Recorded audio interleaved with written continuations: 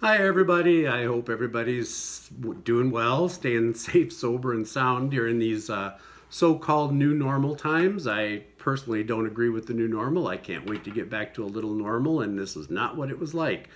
So anyways, when I was asked to do this, I thought it was quite interesting to get into my cellar and see what I've got that I could come up with to do a tasting on.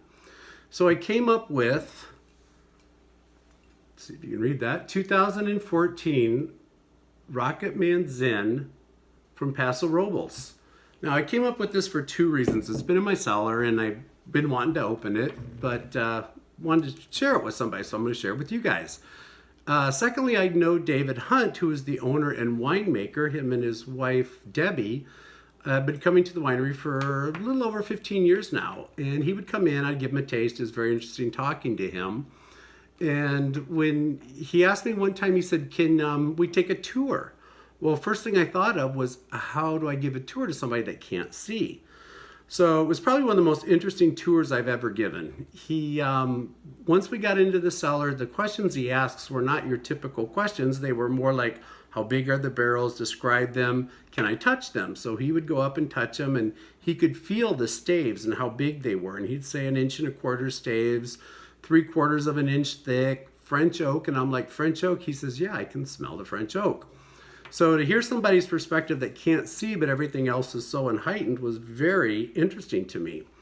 So anyways, that's why I chose this one, and I thought I'd share it with you guys. Now, I've poured it in here about 10 minutes ago just to kind of let it aerate out a little bit. And first thing I noticed was the color. Let me see if I can get a white paper here.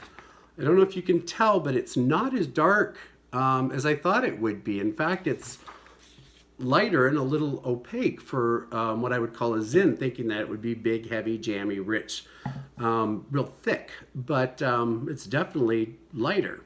So I'm going to go ahead and give this a smell here and see what we've got. Kind of excited. Ooh, it's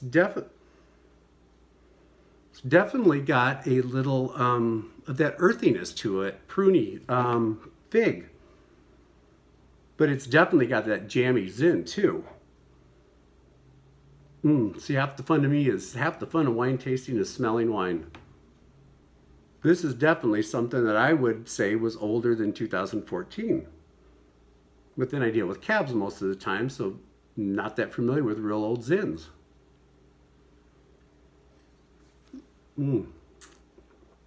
So on the palate, it's a little different. Wow, it's almost got a sweetness to it. Definitely pick up on the big dark fruits like Bing cherry and little fig, a little prune, but still has a lot of spice, which tells me definitely that this is a Zinfandel. But also,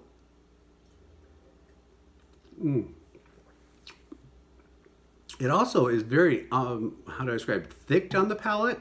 It's coating the palate real well. Flavor stays a long time.